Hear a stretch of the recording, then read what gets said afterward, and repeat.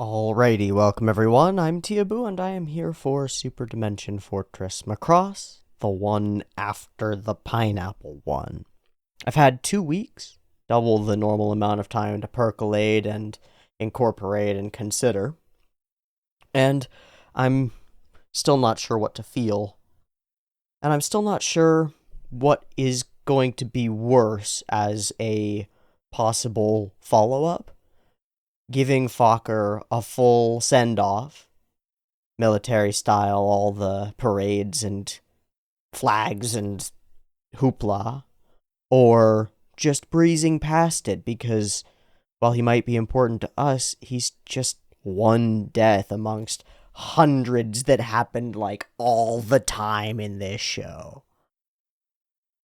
And maybe his importance to us isn't that big a deal.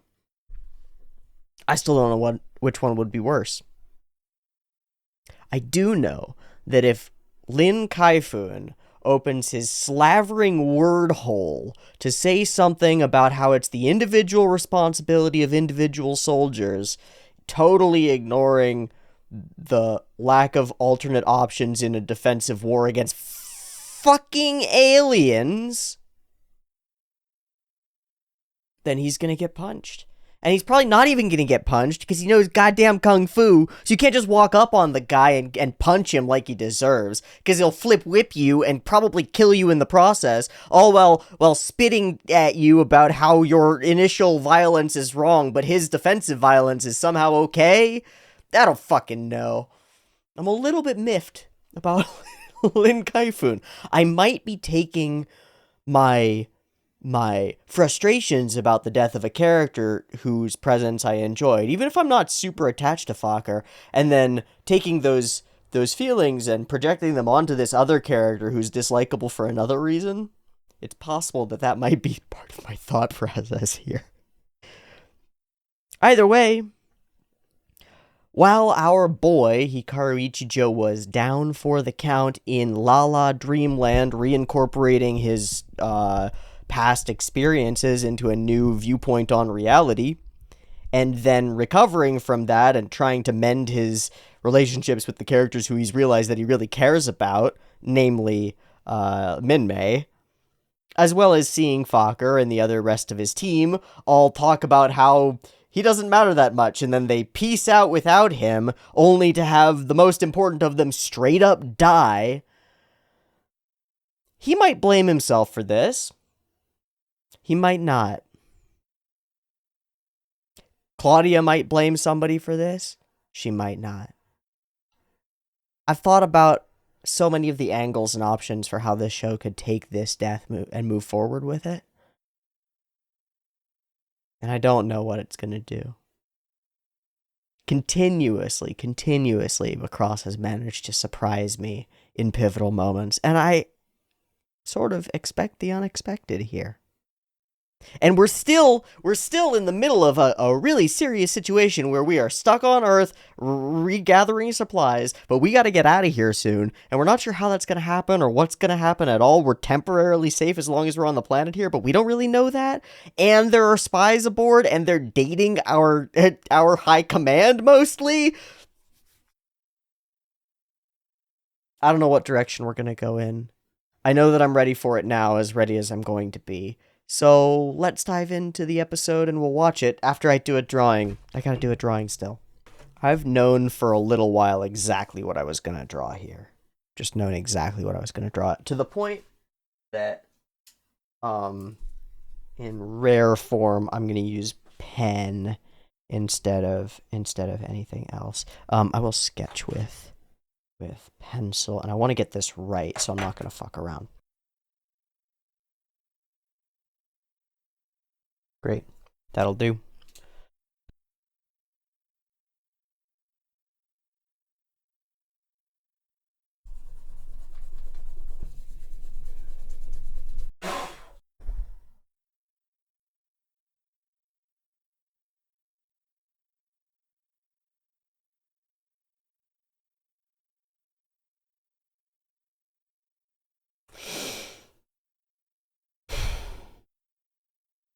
That's our drawing for today.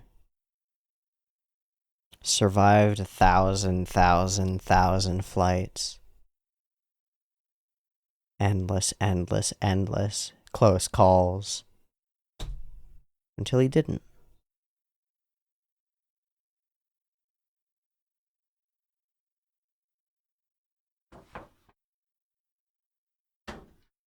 We all tend to have that attitude of invulnerability, right? Well, I haven't been hit yet. Even though I know it's only a matter of time, in my mathematical brain, the idea that it would ever actually happen to me?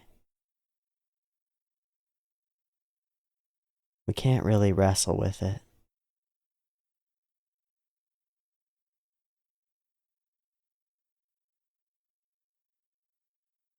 Alright. Let's watch the episode of Macross and see what happens.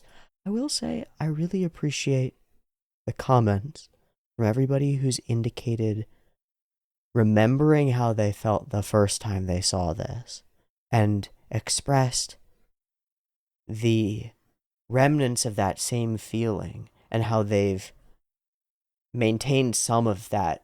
It's not nostalgia, but that same vibrancy of emotion, that same potency of feeling through 40 years, and still the idea of pineapple salad kind of rocks them a little bit, and the episode kind of hits them a little bit. It's kind of amazing. It's pretty cool. Let's go ahead and watch the next one. 2 versions. PiP in the descript, timer on the YouTube, Patreon on the Patreon. You know the deal. Beep beep timer, let's go.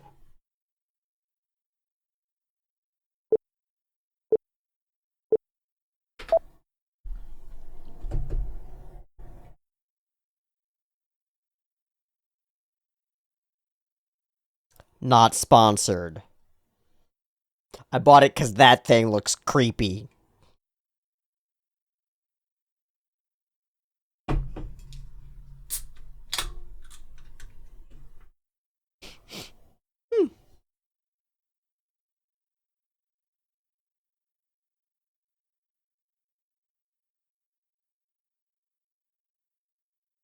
Eh.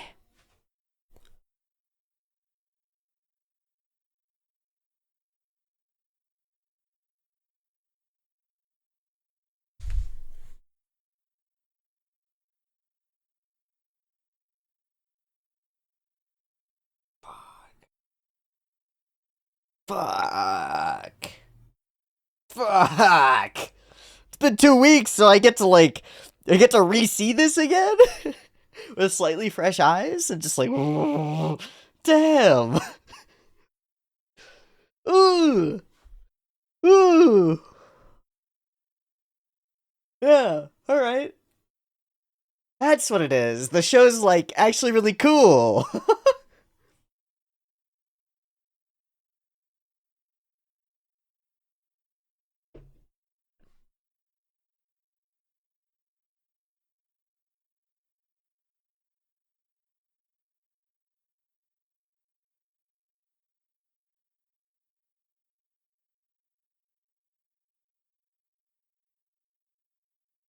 And he probably blames himself for that. What are we doing over the city, guys? in full man mode. Maybe we should have let them stay here. Oh my god.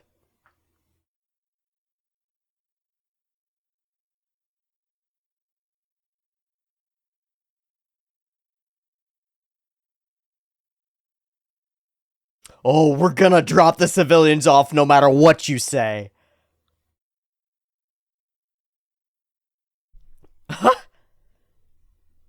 Deal. I think it is.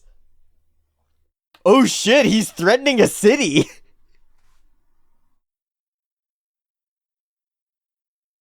He's straight threatening a city. Please let my people off this boat. Or I'll drop my Macross on your city.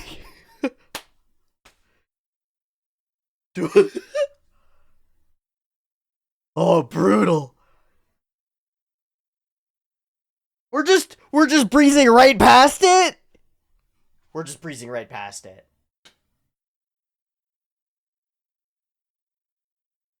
Even Claudia is like on the job. Oh, I hate it.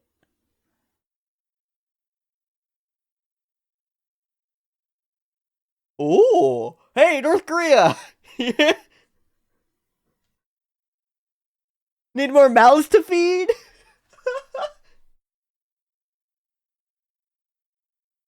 Is it all an act? Please tell me it's all an act. Please fall apart right outside the door. Please fall apart right outside the door. Yeah. Yeah. Yeah. We all see through you, Claudia.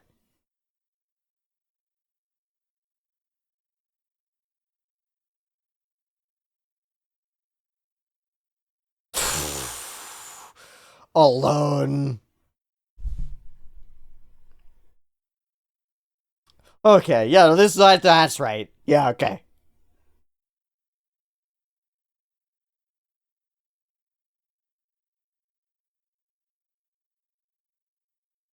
Oh, this hurts. It hurts to be attached to a fun Minmay song. I don't like that.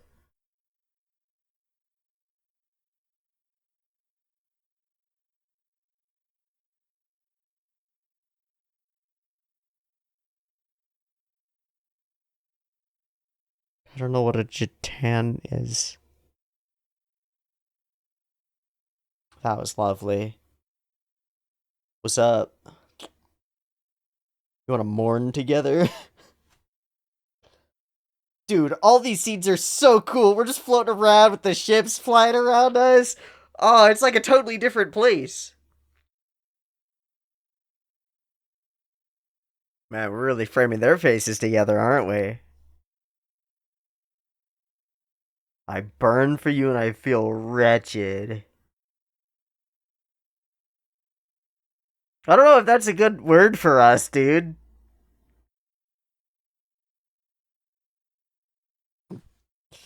God. God. No, but no. Uh-uh. Oh, no. No. We have? Okay, that's pretty cool.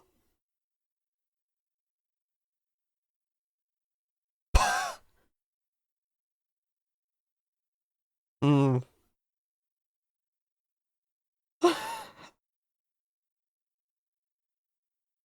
Wow, we're really taking the opportunity. Okay. This is cool. This is really cool. Threaten that city. Ooh, dressing room.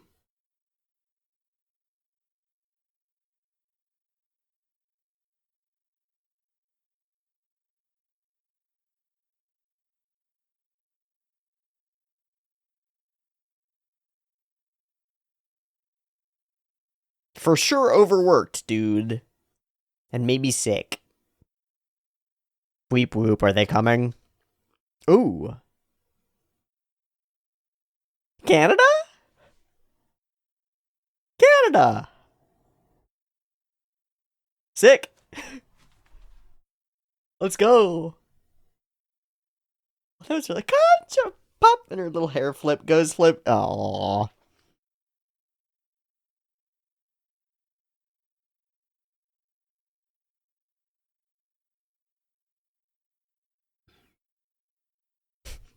Buy city to threaten. Internet intercontinental ballistic Macross. Oh no, pickles, no.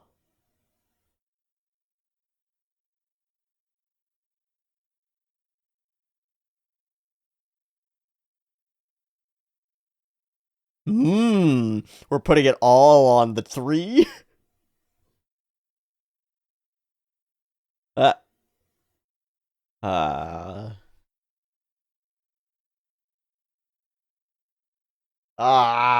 You gonna act now?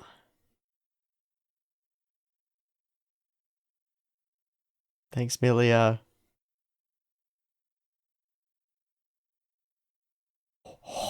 I have to meet him. He's so hot. He beat me in battle.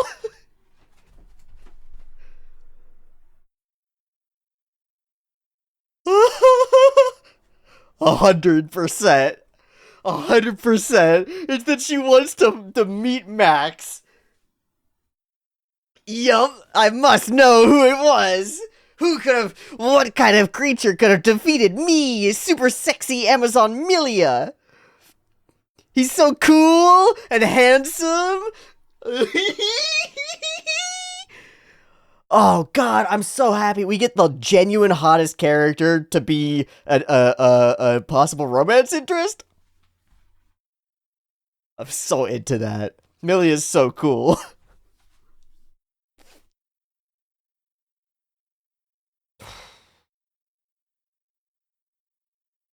Oh.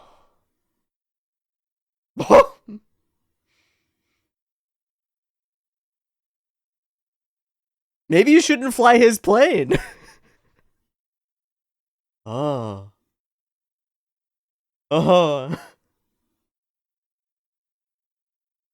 That means we can take a different tact. Completely.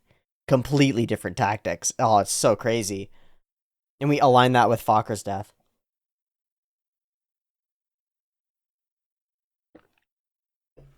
Pato! Yes! Yes! Opportunity knocks!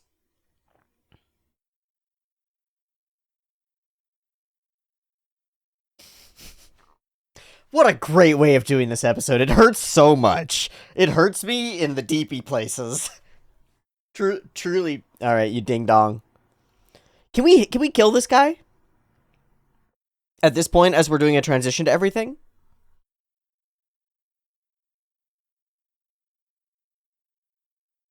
Yeah, we do like our planet.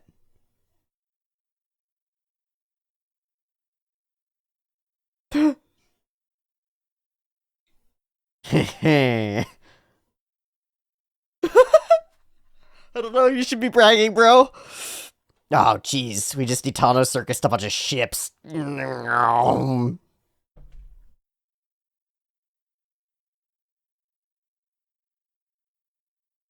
Are they really unidentified at this point? Aren't we pretty sure we know what they are? So no night on the town for us. Aw, and we were about just out of the jumbo sirloin medium. Yes. Good attitude. That's not that much steak.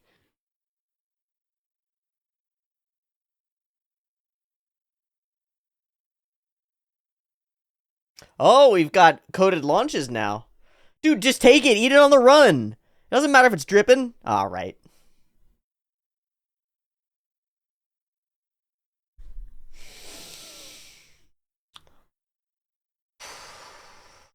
It's pretty cool how much emphasis we've put on the plane. Wow, what a whack shift in our main character. He's just like, I'll do it, bro. Oh, wow, it's so different. Yeah, again, the emphasis, like crazy. Skull leader, huh?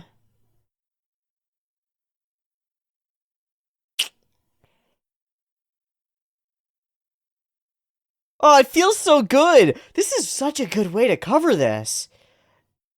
It's horrifying to me from this like cyclical violence type perspective. Like we haven't learned anything, you know?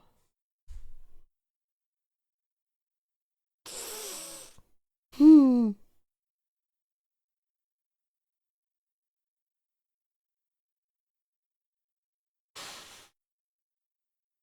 It's like simultaneously kind of happy and really sad. Where in the wow, that's the mid of the episode. So much already happened. Wow.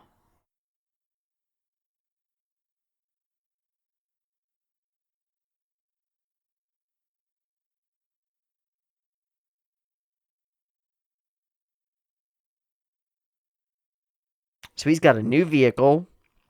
Oh my god, it just erupts. It just erupts. Ah!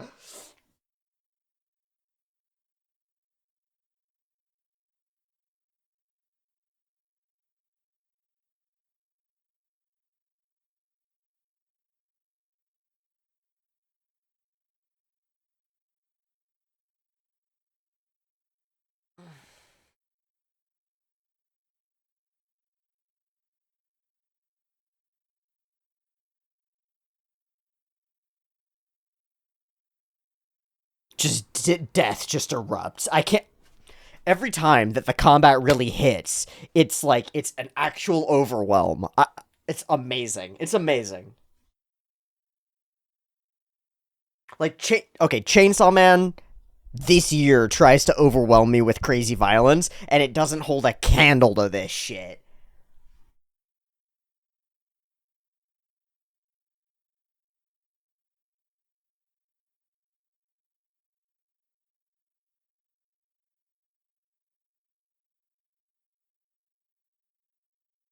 Cool. Oh my god. So many fucking spirals. Alright. And she's dressed sexy too. That's so silly. She won't try to stop them?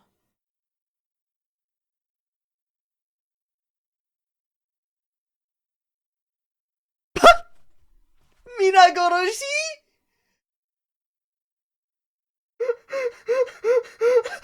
He's such an ass.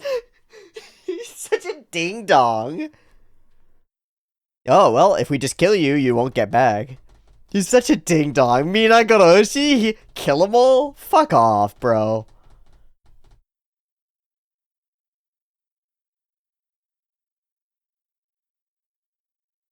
So they hid them. Okay. And we funnel all our weapons, huh? Where's Doc Ock? Okay.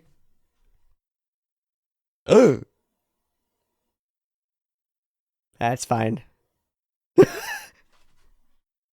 That's fine.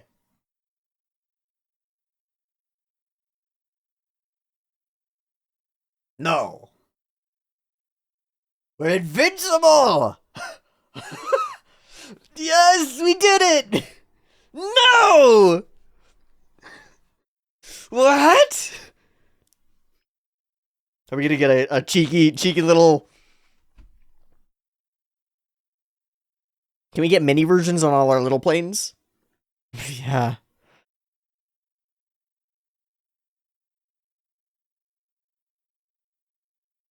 Mostly absorbed, it seems. Again! More!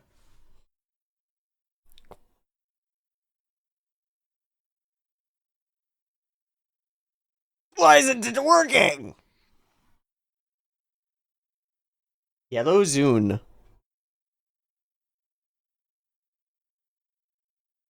No, we've already disobeyed their orders. Shit. Yeah, probably. Probably, though.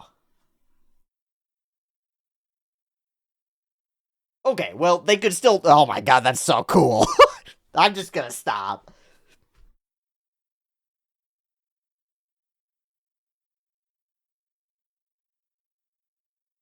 We gotta do something. They're not gonna pull away. Yeah, they're not gonna pull away this time. It's Croucher on his own, and the other lady isn't gonna stop them? So what are you gonna do? Hero up? Mm. So we pedestalize him, we raise him up on high. Oh, and a myth is born! Wow!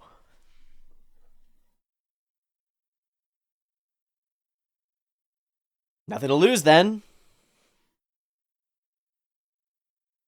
Nothing to lose then, except our lives. And he leads the charge. There's so many bits of animation that we've added that are reusable. All these little transformations and these internal, like, shifting levers and dials. Whoa!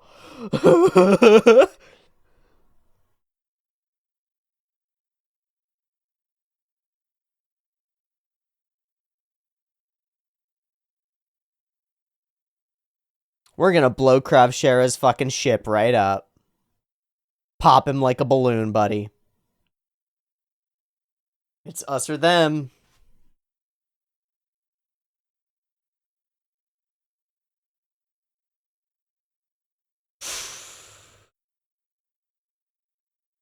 And suddenly...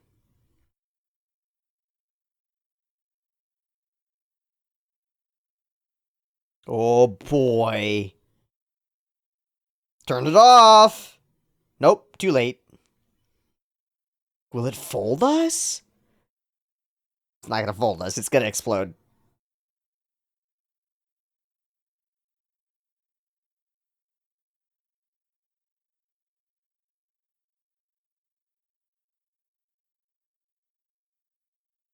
And everybody on it? What? What? What?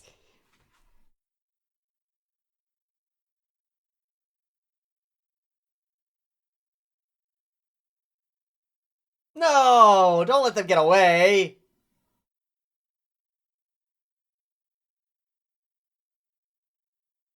Oh.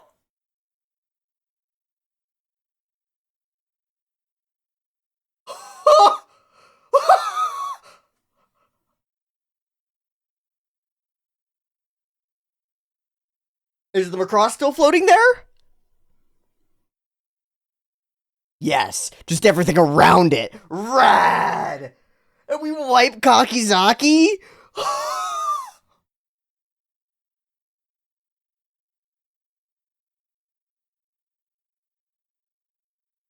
You think Canada's still gonna let us?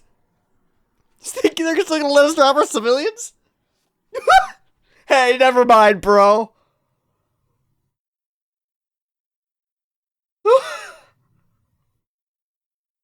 Changed our minds. Wow.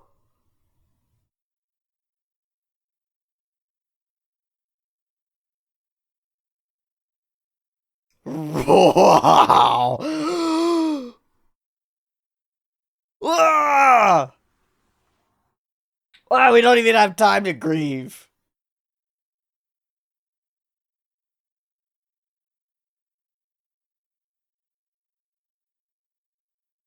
Yeah. Yay.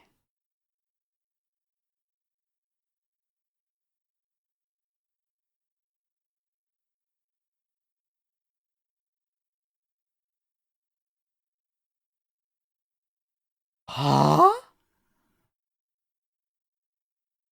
Oh no, he's just gonna use this as a platform. No, no, no, no, no, no, no, no, no. Somebody turn this fucking boy off. No, it doesn't. You're not a son. Oh, actually, you know what? Fair enough. Oh, end fighting? That doesn't make any sense. Ah!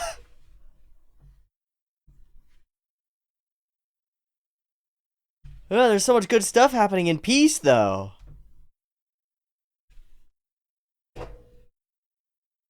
He does not get it at all. We'd love to fucking drop all the civilians off and get out of here so that... backflips. Gymnastics. Triple axel twist. The fuck?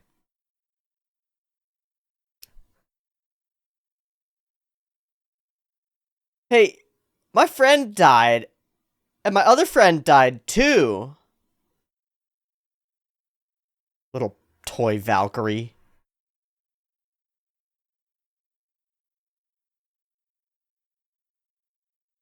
You gonna refuse her?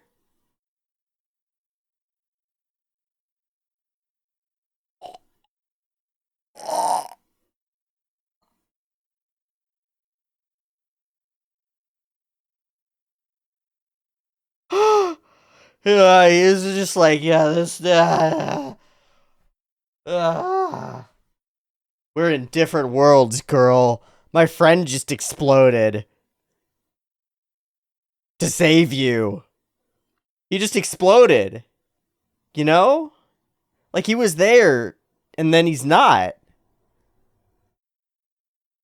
It doesn't have to be a big deal or anything. Wild.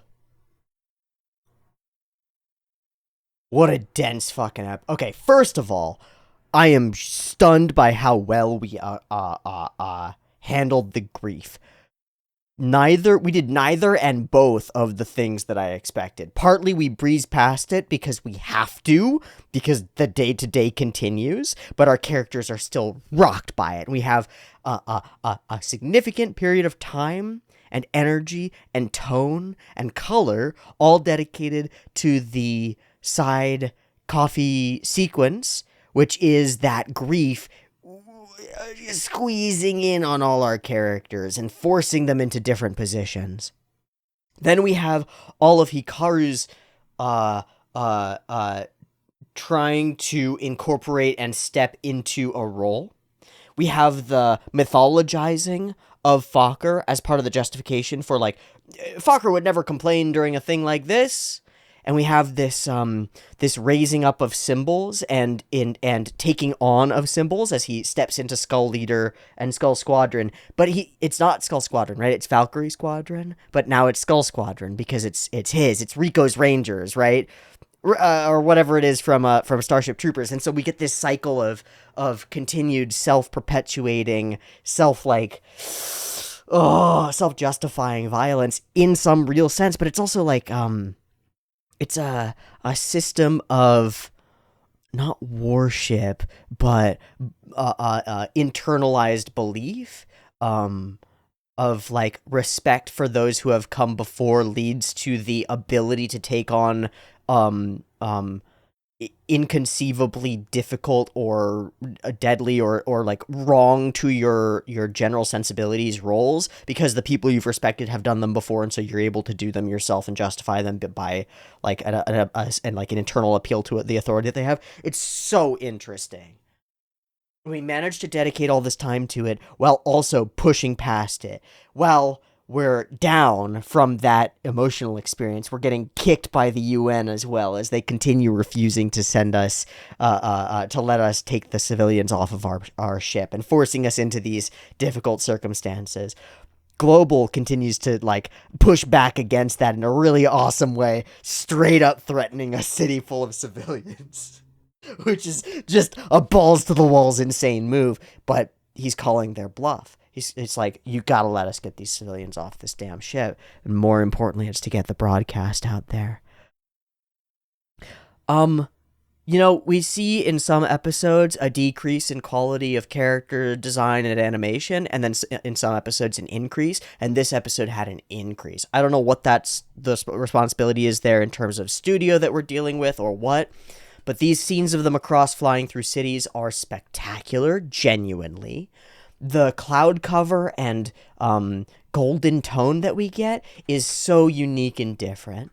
The characters, as they move through, are ultra expressive in beautifully subtle little ways, including Claudia, including all the characters watching and witnessing her, but especially here in this sequence, as we think back and hold on these particular moments, gripping the handkerchief, the tears in her eyes, or as we move a little bit forward and we see through other characters' eyes other characters, right?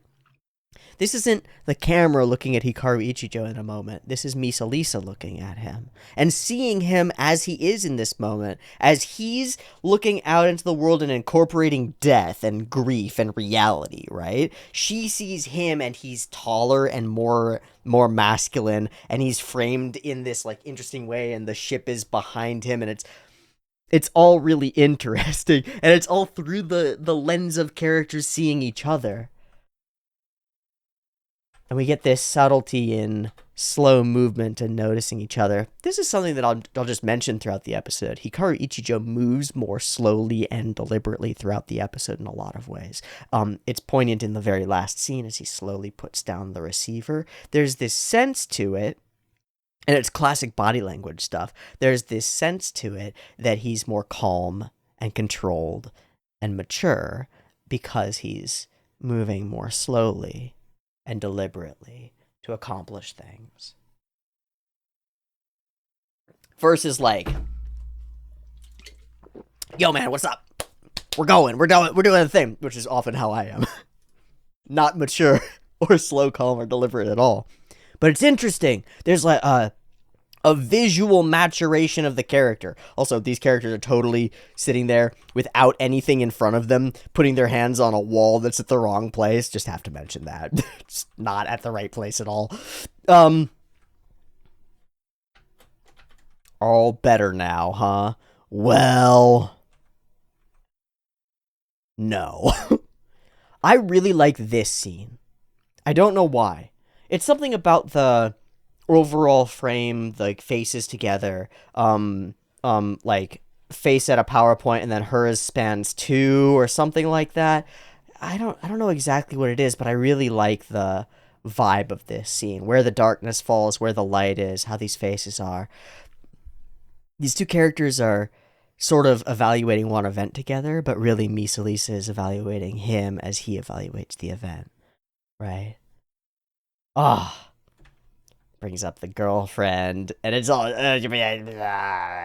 along with her aunt, uncle, and Kaifun. All of this while the song, which is again a happy song, plays in the background over somberness and grief. This is like that Layers shit. This is that Layers shit where we've got a Minmay song going over thousands of soldiers dying at the same time. It's that. And it's so... It is a potent set of aesthetics melded together to create a unique experience, shall we say. I'm very, very appealing. So Minmay passes out, and that's going to be a little bit of a plot point as we move forward, because then that puts her in bed, wanting visitors, wanting to be...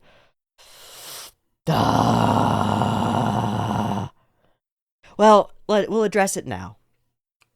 That puts her in nominally the same circumstance that Hikaru was in, and it was nice that people visited Hikaru, right, when he was down for the count after fighting in war. But Minmay, with dozens of gifts and stuffed animals and cute books, totally isolated and pushed away from the realities of the conflict, has passed out for reasons that are essentially childish overwork. Real fucking shit. And in her mind, I'll bet that she is working her ass off because she knows about the struggles that are going on in the reality. But none of that is presented to us. And all of it is not apparent to Hikaru, I don't think. And she's at the pinnacle of society, and she just wants to be treated the same way, and it just feels whack. It feels whack. I love it. Aw, Ontario being helpful. Kamujin Kravshera straight up says that he's going to full deny anything and blow the homeworld to dust. Good. And Milia is busted. Hey, Milia, please help me out here. And she's like, yeah, I'm compelled by something important. She's gone full Rakoa. She's gone full Rakoa, guys. All because she's got the hotties for Max.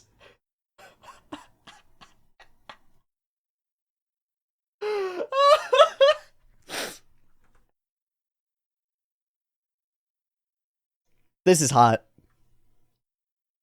It's great. I want to meet the pilot of that fighter. I'm so excited for it, too. Oh, man.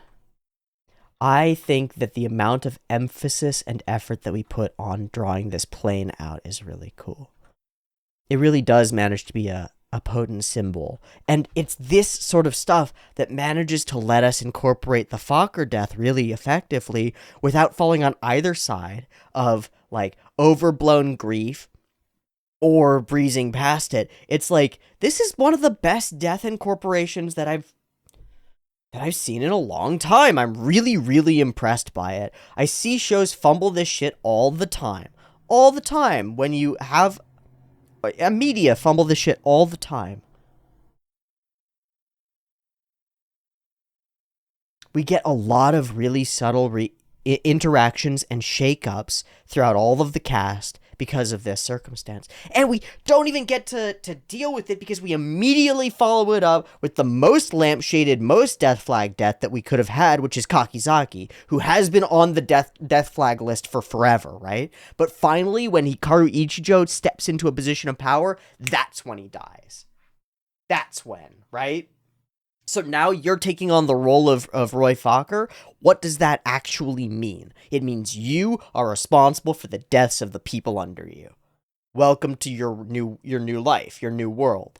And as that person, like, how do you love? How do you overcome the circumstance that you're in emotionally in order to have like a relationship like that with Minmay? Unless, perhaps, it's a relationship with somebody else who's in a similar circumstance as the relationship between Claudia and Fokker was. Unless, perhaps, you can see eye to eye in some sense in that you're working toward the same thing and somehow you're able to comprehend each other's stakes. But barring that, it's like totally different worlds. I can't... How is Hikaru gonna date this little girl who's like, I'm a singer on a stage? And he's like, yeah, I'm a soldier and my friends die. And I go out there and maybe I will too. And even if I do everything right, it might wipe out 50 square kilometers of Earth. And my friends. Fuck, man. Out on the town, and of course not. One look back at the ship. Then, of course, we're off to battle. And just in time to stop him from eating his damn last meal. Fate is fucked.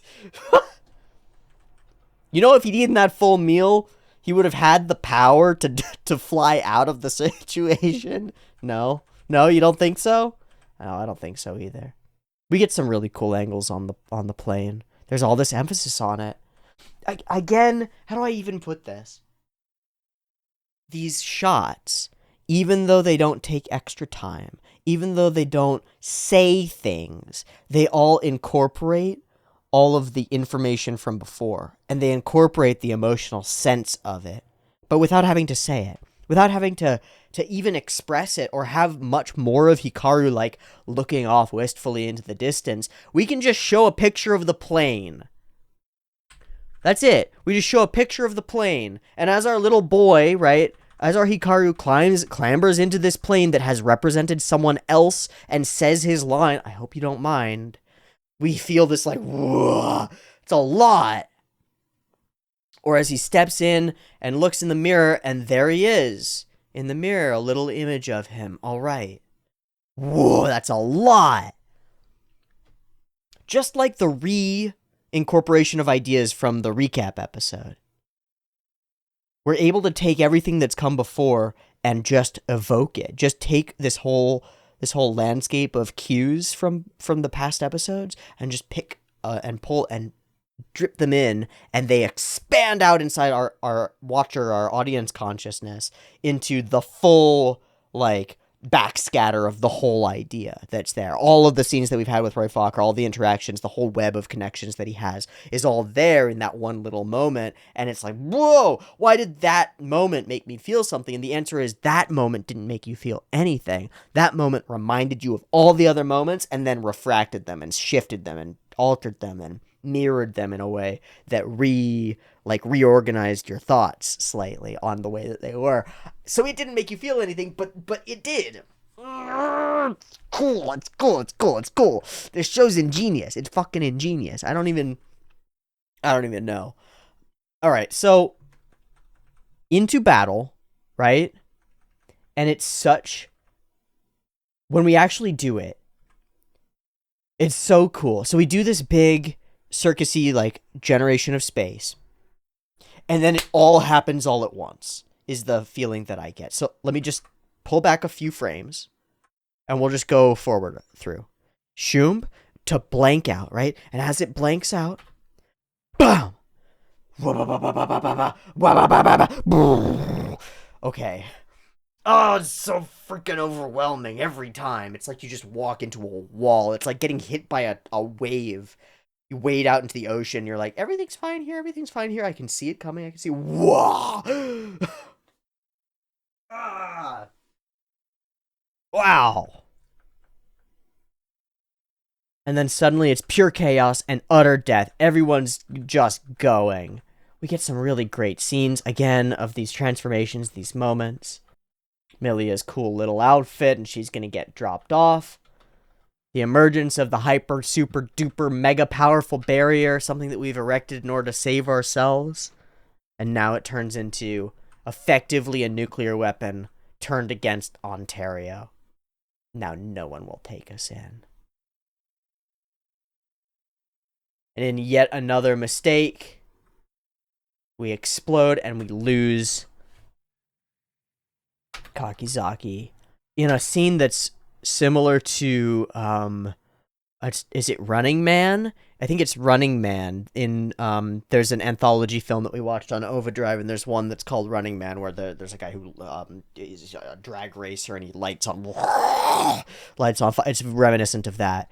There's also this frame or sequence where Misa Lisa screams, "Run!" So she does this one first, withdraw immediately, but there's this really, really potent colored frame. Get away from here. But what about the Macross? And then it's here. Run. Her hair all flipping and whipping in the moment. Slow-mo, action film, explosion, running sequence, transforming into the mechas, into the ships, and away. And Kakizaki, too full of steak. Not even full of steak. Does Kambujin goddamn stupid-ass Kravshara technically survive this? Is that what we're meant to believe here? Because we say all enemy ships defeated, and we don't see his ship explode. But there's something almost funny about Max crossing himself here. I gotta mention, I'm just gonna say it. I think that the reflection skimming by on the glasses as this one red element in a fully single shade, like blue-green, white, it's really cool looking.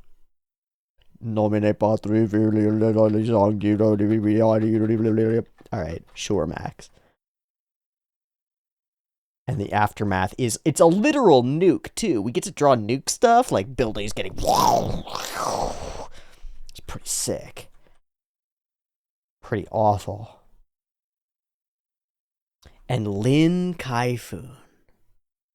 Now he's right that the media circus surrounding Lin Minmay is crazy. It's ridiculous that we just nuked our own planet with a barrier and our main news reporting is on Cute Girl. But his choice to utilize that to bolster his own message about warfare. And really, there's a power play inherent in it. This puts him at the center of spokesmanship for all of the fears, disdain, and pacifism of the populace who don't want to be here, right? Really makes him, it's a very strategically viable choice. And so the fact that he's right doesn't prevent me from questioning the reality of his motives, whether he knows them or not. And I think his motives are power-driven in large part. I don't trust Lin Kaifun, and I don't trust his sensibilities, even if I agree with some of them, even if some of them are obviously true. They also come up against this wall of not having a fucking choice. He's mischaracterizing our situation as like, we need to withdraw from this senseless conflict that keeps happening. And it's like, dude, what are you talking about exactly? We're chilling in our house and monsters keep coming and trying to shoot us. And you want us to do what about that exactly? But his choice in this moment is really interesting. Does this have anything to do with Minmay's hospitalization? No. I do like how the Myclones look around at the civilization around them and are like, it's kind of nice not having only destruction here. Here we are, so childish, with the image of her in her cute little dress. And we can't really fully read this. But in this moment, I just don't think Hikaru can... He just can't. Just can't with your cutesiness. He's not here to, like, satisfy your need for a play partner, you know? Like, for somebody to just hang out with. If you want to hang out and, like, seriously connect on an emotional level and grieve, or maybe fuck, we could figure something out. But when it's just, like, are they even dating? Not clear. Not clear at all. I think this is really important and really powerful. For the entirety of their relationship, Hikaru has jumped to be there for Minmay, leapt to be there at her beck and call, and she's pretty used to men and boys and other people in civilization doing that for her. She kind of stands out and is kind of special, and now she's an idol and everybody does that. It's like, Minmay, Minmay, Minmay. Finally, he's just like, I've got actually my own stuff to deal with that's more important than you right now. I care about you, but bye. That's a potent move. It'll probably work. But man, maybe not. We're shown, huh? What's his deal? Shown to be able to entertain herself just fine, right? Got plenty. Doesn't need you. That makes sense. It's about how I would feel in this relationship. It's like a girl who has anything into everything and doesn't really actually seem to care about me that much. Hikaru's in a moment where he's like, yeah, I'm in a point where I have some emotional needs, and you just are here for yours. And then, I came to visit you when you were in the hospital. Kind of falls apart when you came to visit him and then just passed out on his bed for the entire time, right? You a little selfish and childish, Minmay. Hikaru was too, and it kind of worked because you both were. But he's just experienced a bunch of oof, and had some sprinkling of grow up sauce in the form of dead mentor and dead friend who he was responsible for, real fast. Oh, and almost dead self. The trio, the holy trinity of death circumstances. Dude who I respect, dude who respects me, almost me. That's as many close deaths as I can handle. It's too many. Fuck, man. I'm really impressed by the way that we've handled this episode. It's pretty amazing. It definitely twists the knife a little bit, but in such a beautifully subtle way. Fuck this show for being so good. Thank you for watching me watch this show and enjoy it being so good. I'm going to wrap there. I appreciate your viewership, and I'll see you next week for more Macross. Let me know if I missed any intricacies or misinterpreted broadly anything that I definitely misinterpreted. Thanks for joining me for this week. And I'll see you next one for more Macross as we head back into your regularly scheduled Throwback Thursday programming. Peace.